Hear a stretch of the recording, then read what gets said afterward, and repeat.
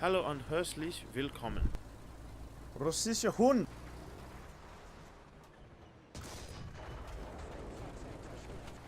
What is going on, guys? It's your boy Garage Gaming here, and today I'd like to show off this fucking beauty of a thing. This is the Sonderkraftfahrzeug 230 fuck German numbers and all this shit. 234 Now that unpleasantry is out the way, we can finally talk about the vehicle. So, if you cannot obviously tell from the 8 wheels and the rather similar looking hull, it is obviously related to the, I'm not fucking saying the name again, it's the 234-2, which is the Puma. This is the 234-4. This thing's nickname is the Packwagen. Heaps of people online have been calling it the Pack Puma ever since it's been introduced, and unlike the original, or the Puma, this thing is armed with a 7.5cm Pack 40 L46 gun. Now you might be surprised to find out this is actually not an early war vehicle. These were produced between 1944 and 1945, and only about 89 were built. So yeah, that's just, I was really surprised by that. I thought these things would have been in North Africa or some bullshit, but yeah. Aside from its 75mm Pack 40, it also carries a machine gewehr 42 pintle mount, as you can see on the right of my vehicle. And its range of fire is actually pretty fucking decent. So it allows you to spray like what you usually do with machine guns, you know, mark target, break shit that's in front of you, shooting it open top of vehicles. But other than that, it's pretty much fucking pointless, and then it's just there for decoration. So it has 3 crew members. One guy sits in the back sort of sunbathing, and I believe he's the guy who drives the vehicle backwards, even though you've only got one driver. You've got a forward driver, and then you've got a gun.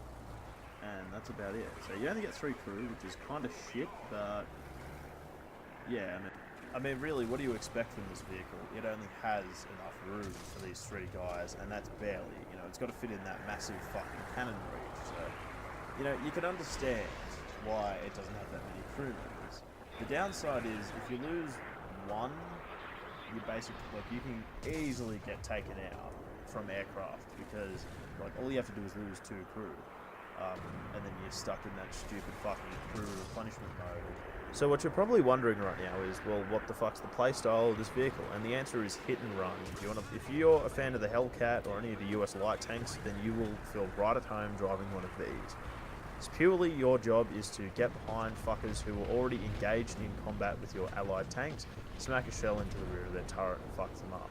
Now you can cap rush in this vehicle, although I wouldn't really recommend it because tracked vehicles will reach those capping points faster. And I mean, if you've seen the CAS spam lately, you will know that a lot of people will take out BT5s or Crusader Mark 1s and 2s. They will reach you faster, at the point faster, and they will kill you.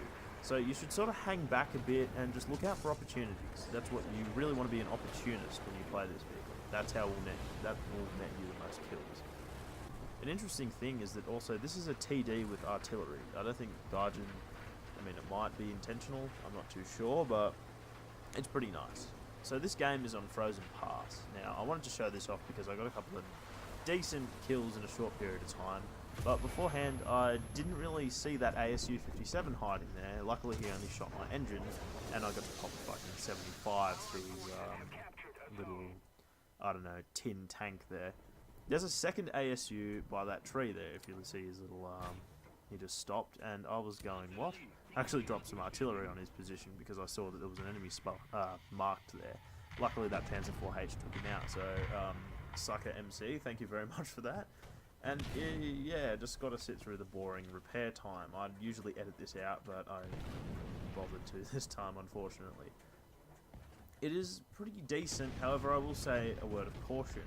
While this vehicle is very fast, you must understand that due to some weird fucking reason, I don't know really why, but Gaijin think that because this is a wheeled vehicle, it must not be able to go up hills.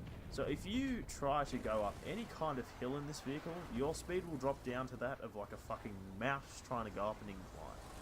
You will go at 7Ks. I mean, look at this. Gear 1, 7Ks. Barely able to get up over this fucking hill. It was painful. So just keep that in mind. Hills, not your friend. You want to avoid them as much as possible. You want to go the low roads. Don't even think about mountain climbing in this. It's it's not going to happen. It's just too... I don't know why it's like this. I mean, I've seen four-wheel drives do shit.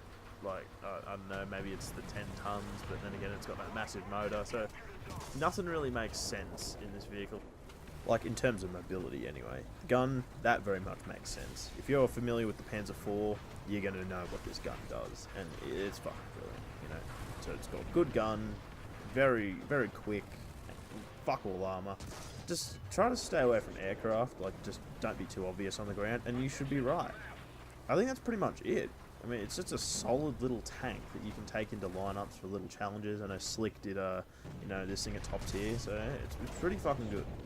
Other than that, I'd say that that's the video. So I hope you guys enjoyed, you know, my little ramblings on about this little tank. I'll make something on the Lancer soon after this. So guys, you know the drill. Leave a like if you liked the video, dislike if you fucking hated it, leave a comment down below if you've driven this vehicle out, and please fucking subscribe because I kinda need those subs. Thank you guys.